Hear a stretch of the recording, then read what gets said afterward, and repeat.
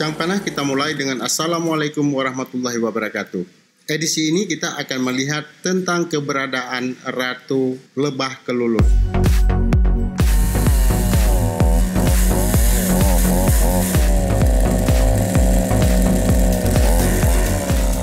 Namun sebelum kita melihat bagaimana keberadaan Ratu Lebah Kelulut yang ada di sarang, kita tidak ada salahnya kembali mengingat-ingat bagaimana caranya memotong sarang kelulut secara benar.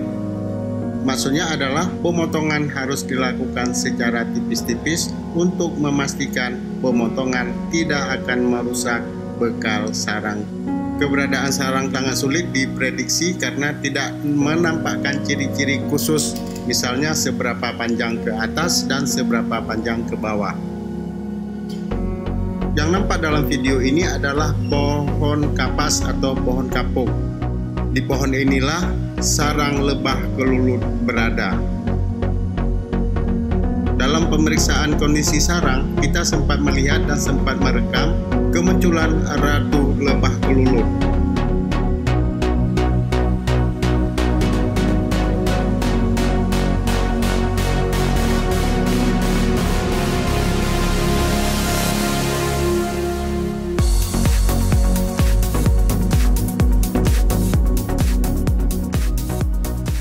Setiap koloni atau setiap sarang harus dihuni oleh ratu, karena tanpa ratu maka sarang itu tidak akan berfungsi dan tidak berguna.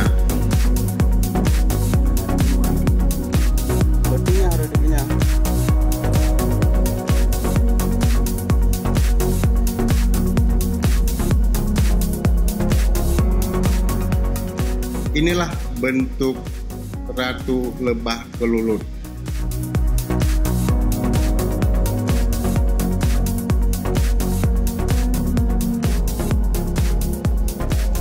Sahabat Campana, jika kamu punya informasi lebih tentang hal ini, maka silakan tinggalkan komentar kamu di kolom di bawah. Campana, ingatlah bahwa berbagi informasi adalah kebaikan. Campana diakhiri dengan wassalamualaikum warahmatullahi wabarakatuh.